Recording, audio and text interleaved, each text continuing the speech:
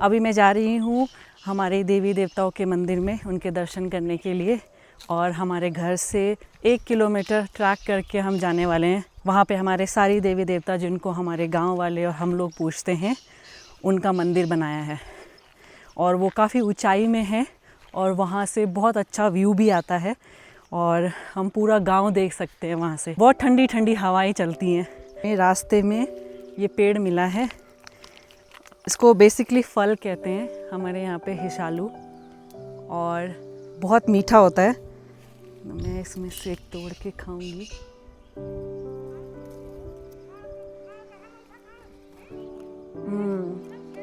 वो ये खट्टा मीठा सा है, इसको तोड़ लेती हूँ।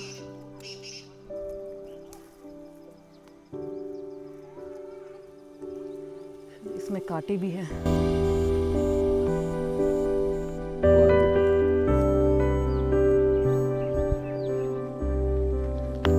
इतना ट्रैक करने के बाद हम पहुंच गए हैं हमारे मंदिर में, और यहाँ से अभी हमें सीढ़ी चढ़ के ऊपर जाना पड़ेगा। कालिका धुनी प्रवेश द्वार, मल्ली बिठोली।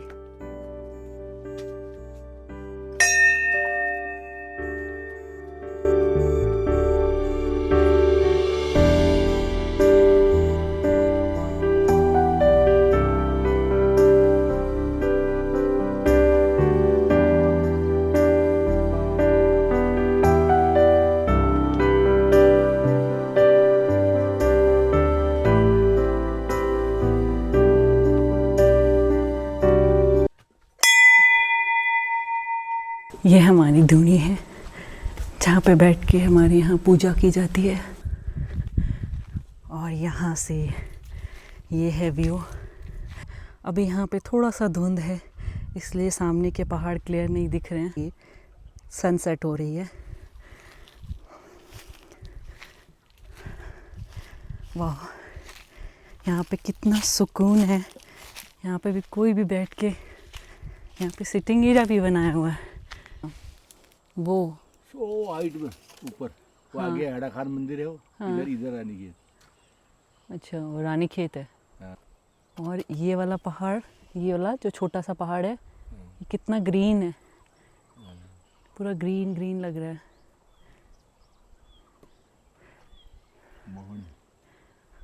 कितने सारे पहाड़ हैं यहाँ पे, बहुत सारे गांव हैं जहाँ जहाँ पे भी घर दिख रहे हैं। जय हो मैया।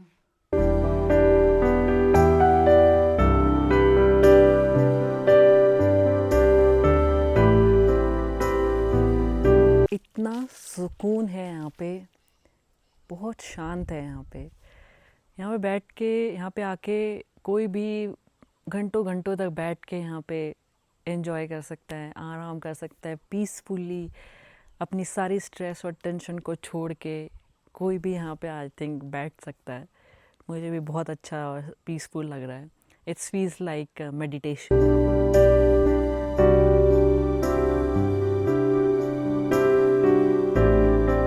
और यहाँ पे मुझे ये पेड़ मिला। हमारे उत्तराखंड में इसे कहते हैं तिमिल, और इंग्लिश में इसे कहते हैं हिमालयन फिग। इस टाइम पे ये कच्चा है और इसीलिए इतना ग्रीन दिख रहा है, पर जब ये पक जाता है तो ये पूरा रेड कलर का हो जाता है, और ये बहुत मीठा एक फ्रूट है, और ये सिर्फ हिमालय रीजन में ही मिलता है।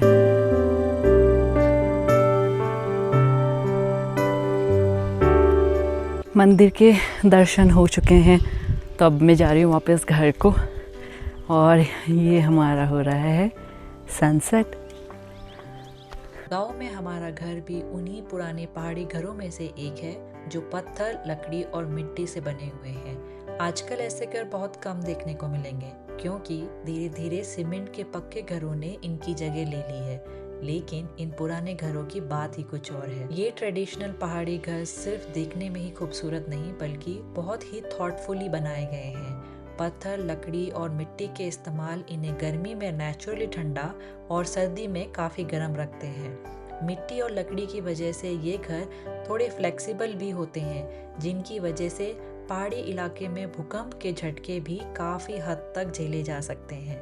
सोचिए, उस जमाने में ना ही मॉडर्न मशीन्स थी और ना ही कोई एडवांस टेक्नोलॉजी, फिर भी हमारे बुजुर्गों ने इतनी समझदारी से ऐसे घर बनाए हैं जो आज भी मजबूती से खड़े हैं। इसी वजह से ये घर सिर्फ एक मकान नहीं बल्कि उत्तराखंड की परंपरा और विरासत का एक हिस्सा है।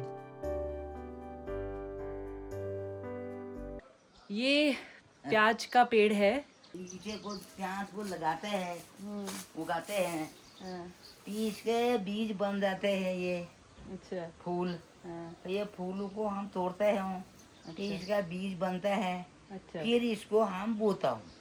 सुखाने के बाद बो देते हैं। वो अभी नहीं बोना है। हमारे खेतों की चुलाई है और अम्मा हमारी लेके आई है। इसमें vitamin A, C, calcium, zinc, protein और ये सब मिलता है। It's good for health.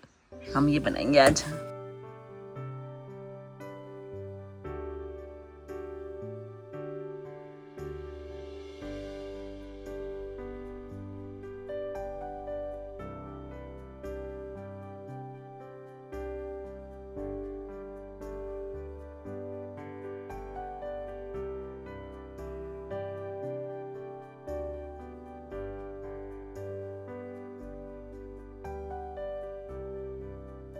आज हम कर रहे हैं अपना आंगन की लिपाई है। ये आंगन में पत्थर हैं और इन पत्थरों को जोड़ने के लिए सीमेंट का यूज़ नहीं होता है।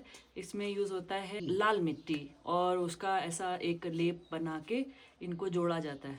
तो जब ये बन चुके थे, अब इसको मेंटेन करने के लिए रेगुलरली बार बार हमें वो लिपाई करना पड़ता है ताकि इससे ये हमारा आंगन अच्छा बना रहे।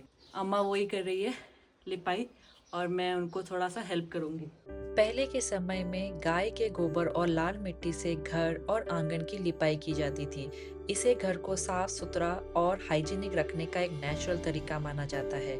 इसके बहुत सारे फायदे भी हैं। इससे धूल कम उठती है, जमीन नेचुरली ठंडी रहती है और कीड़े मकोड़े भी कम आते हैं। सबसे खास बात यह है कि ये पूरे तरह से नेचुरल और एनवायरनमेंट फ्रेंडली तरीका है। अब चलते हैं हमारी प्यारी बकरियों के साथ। उन्हें जंगल में हरी घास चराने ले जाना मेरे लिए बहुत ही फन एक्सपीरियंस था। नेचर के बीच चलना, उनके साथ वक्त बिताना और उन्हें खाना खिलाते देखना, ये सब सिटी लाइफ से बिल्कुल अलग और बहुत पीसफुल लगता है।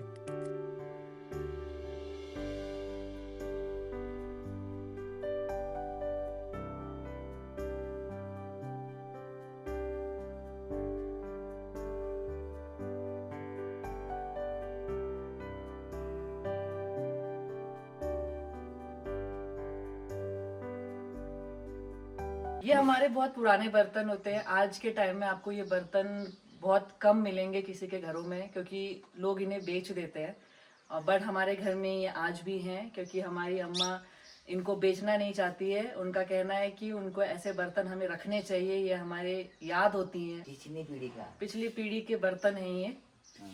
तो ये बर्तन हमारे ऊपर रखे थे।